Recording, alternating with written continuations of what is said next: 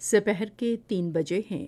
السلام علیکم، یہ ریڈیو پاکستان ہے۔ سمینہ وقار سے خبریں سنیے۔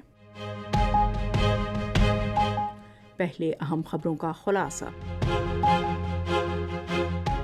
نگران وزیر اعظم نے قومی ترقی کے لیے تعلیم کی جامع اسکیم پر زور دیا ہے۔ نگران وزیر اطلاعات نے عام انتخابات کے آزادانہ اور شفاف انعقاد کے لیے الیکشن کمیشن کو ہر ممکن تعاون کا یقین دلایا ہے۔ بری فوج کے سربراہ نے مادر وطن کے چپے چپے کے دفاع کے لیے پاک فوج کے غیر متزلزل عزم کا اعادہ کیا ہے۔ پاکستان نے اقوام متحدہ کے سیکرٹری جنرل کی طرف سے غزہ میں سلامتی کونسل کی توجہ مبذول کرانے کے لیے اقوام متحدہ کے منشور کے آرٹیکل 99 کو استعمال کرنے کے فیصلے کا خیر مقدم کیا ہے۔ کل جماعتی حریت کانفرنس نے انسانی حقوق کی تنظیموں پر زور دیا ہے کہ وہ غیر قانونی طور پر زیر حراست کشمیریوں کی رہائی کے لیے بھارت پر دباؤ ڈالے۔ جنید جمشید کی آج 7ویں برسی منائی جا رہی ہے۔ اور اب خبریں تفصیل کے ساتھ۔ نگران وزیر اعظم انوار الحق کاکڑ نے مسابقتی اور تیزی سے ترقی کرتی ہوئی دنیا کے چیلنجوں سے نمٹنے کے لیے نوجوانوں کو انتہائی اخلاقی اقدار کے ساتھ جدید تعلیم سے آراستہ کرنے پر زور دیا ہے۔ آج کیڈٹ کالج کوہاٹ میں 58ویں یوم والدین کی تقریب سے خطاب کرتے ہوئے انہوں نے کہا کہ اعلیٰ اخلاقی اقدار کی سوچ کے حامل تعلیم یافتہ نوجوان مادر وطن کا روشن مستقبل یقینی بنا سکتے ہیں۔ وزیر اعظم نے کہا کہ معاشرہ تعلیم کی مستحکم اسکیموں کے بغیر ترقی نہیں کر سکتا۔ جدید تعلیم خصوصاً سائنس اور ٹیکنالوجی کے شعبے قوم کی حقیقی خوشحالی کے ضامن ہیں۔ اساتذہ کے مجموعی تعلیمی نظام میں مرکزی کردار پر روشنی ڈالتے ہوئے وزیر اعظم نے اساتذہ پر زور دیا کہ وہ ملک کے مستقبل میں ذمہ داری کا احساس پیدا کریں تاکہ تربیت اور رہنمائی سے بھرپور توجہ دی جائے۔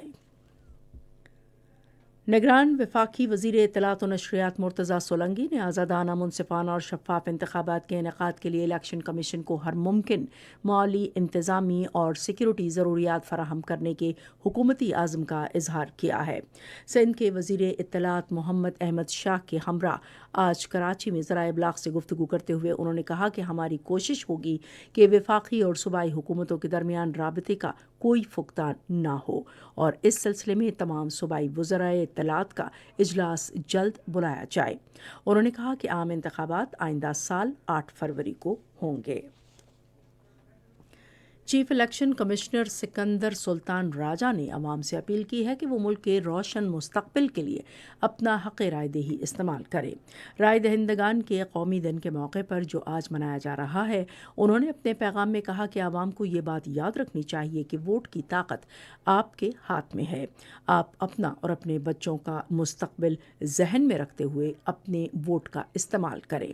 انہوں نے کہا کہ الیکشن کمیشن اپنی آئینی اور قانونی ذمہ داریوں سے بخوبی آگاہ ہے اور شفاف اور پرامن انتخابات کے انعقاد کے لیے پرعزم ہے۔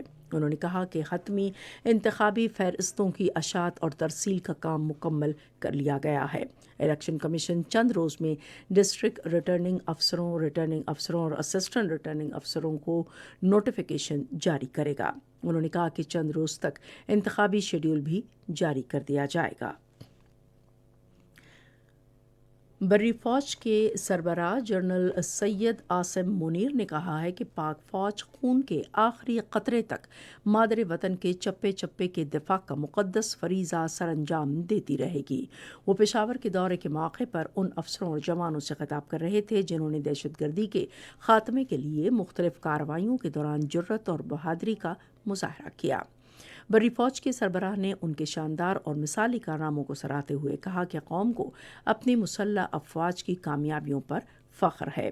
اس موقع پر جنرل سید عاصم منیر کو سلامتی کی مجموعی صورتحال، انسداد دہشت گردی کی جاری کارروائیوں، غیر قانونی طور پر مقیم غیر ملکیوں کی واپسی اور نئے ضم کیے جانے والے اضلاع میں سماجی اور اقتصادی ترقی کے بارے میں بریفنگ دی گئی۔ پہلی قومی ورکشاپ خیبر پختونخوا کے شرکاء سے خطاب کرتے ہوئے انہوں نے کہا کہ خیبر پختونخوا کے عوام کی سیکیورٹی فورسز کی غیر متزلزل حمایت کے نتیجے میں صوبے میں استحکام آیا ہے اور سماجی اور اقتصادی ترقی کے منصوبوں کو عملی شکل ملی ہے۔ انہوں نے نئے ضم کیے جانے والے اضلاع کی معاشی ترقی کی اہمیت کو بھی اجاگر کیا۔ جنرل سید عاصم منیر نے واضح کیا کہ غیر قانونی طور پر مقیم غیر ملکی پاکستانیوں کی سلامتی اور معیشت کو بری طرح متاثر کر رہے ہیں۔ انہوں نے کہا کہ حکومت نے پاکستان کے مفاد میں انہیں ان کے ملکوں میں واپس بھجوانے کا فیصلہ کیا ہے۔ انہوں نے کہا کہ غیر قانونی طور پر مقیم غیر ملکیوں کو مروجہ اقدار کے مطابق باوقار طریقے سے ان کے ملکوں میں واپس بھجوایا جا رہا ہے۔ یہ خبریں آپ ریڈیو پاکستان سے سن رہے ہیں۔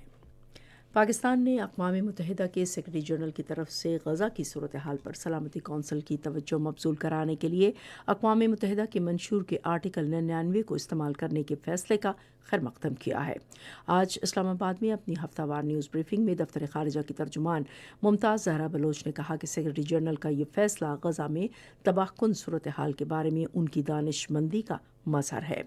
ترجمان نے کہا کہ پاکستان اسرائیل کی جانب سے طاقت کے مسلسل استعمال، شہریوں، شہری سہولتوں اور بنیادی ڈھانچے پر اندھا دھن کارروائیوں کی شدید اور دو ٹوک مذمت کرتا ہے، جو عالمی قوانین کی شدید خلاف ورزی ہے۔ ادھر آج ایک ٹویٹ میں نگران وزیر خارجہ جلیل عباس جیلانی نے بھی اقوام متحدہ کے سیکرٹری جنرل کی اپیل کو سراہا، جس میں سلامتی کونسل پر زور دیا گیا کہ وہ غزہ کو انسانی تباہی سے بچانے کے لیے فوری طور پر جنگ بندی کا اعلان کرے۔ جلیل عباس جیلانی نے کہا کہ سلامتی کونسل کو فلسطینیوں کی زندگیوں کے تحفظ اور اس سانحے کے خاتمے کے لیے اب اقدامات کرنے چاہیے۔ پاکستان نے عالمی امن اور سلامتی کے لیے اقوام متحدہ کے امن مشن کو مضبوط بنانے کے اپنے عزم کا اعادہ کیا ہے۔ اس عزم کا اظہار ایڈیشنل سیکرٹری خارجہ ایمبیسڈر شہریار اکبر خان نے گھانا کے شہر اوکرا میں منعقدہ وزارتی سطح کے اجلاس میں کیا۔ ایڈیشنل سیکرٹری خارجہ نے اقوام متحدہ کے امن مشن کو مضبوط بنانے کے لیے strategic communication unit, infantry battalion, خواتین امن فوجیوں کی شرح بڑھانے، ہیلی کاپٹر یونٹس اور قابل تجدید توانائی کے ذرائع سمیت 19 مربوط نکات پیش کیے۔ 85 سے زائد ملکوں اور عالمی تنظیموں کے مندوبین نے اجلاس میں شرکت کی۔ فارسی برادری کے ایک وفد نے دنشا بی اواریہ کی قیادت میں کراچی میں D G Rangers Sindh major general Azhar Waqar سے ملاقات کی۔ ملاقات میں ڈی جی رینجرز نے کہا کہ پارسی برادری نے قیام پاکستان سے اب تک ہر شعبے میں نمایاں خدمات انجام دی ہیں۔ پاکستان اسٹاک ایکسچینج میں تیزی کا رجحان ہے اور آج 100 انڈیکس 900 پوائنٹ سے زیادہ کے اضافے کے ساتھ 64,000 پوائنٹس کی حد عبور کر گیا ہے۔ یہ مثبت رجحان ملک کی معاشی صورتحال کی بہتری کے لیے نگران حکومت کی مؤثر پالیسیوں اور اقدامات کا نتیجہ ہے۔ کل جماعتی حریت کانفرنس نے کہا ہے کہ بھارتی فوج بھارت کے غیر قانونی زیر قبضہ جموں و کشمیر میں نہتے عوام کو بدترین مظالم کا نشانہ بنا رہی ہے۔ کل جماعتی حریت کانفرنس کے ترجمان نے ایک بیان میں کہا کہ بھارت ہر قسم کے ظالمانہ ہتھ کنڈے استعمال کرنے کے باوجود کشمیریوں کے جذبہ آزادی کو دبانے میں بری طرح ناکام ہوا ہے۔ ترجمان نے کہا کہ بھارتی فوج پورے غیر قانونی زیر قبضہ جموں و کشمیر میں گرفتاریاں کر رہا ہے۔ ترجمان نے غیر قانونی طور پر جیلوں میں قید کشمیری باشندوں کی گرفتاری پر سخت تشویش کا اظہار کیا اور انسانی حقوق کی عالمی تنظیموں سے اپیل کی کہ وہ ان کی فوری رہائی کے لیے بھارتی حکومت پر دباؤ ڈالے۔ پاکستان کے ممتاز نعت خواں جنید جمشید کی آج 7ویں برسی منائی جا رہی ہے۔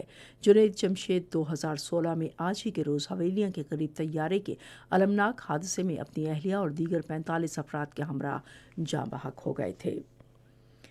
محکمہ موسمیات کی پیشگوئی کے مطابق آئندہ 12 گھنٹے کے دوران ملک کے بیشتر علاقوں میں موسم سرد اور خشک رہے گا۔ پنجاب، خیبر پختونخوا اور بالائی سندھ کے میدانی علاقوں میں شام اور رات کے اوقات میں اسموگ اور دھند چھائی رہنے کا امکان ہے۔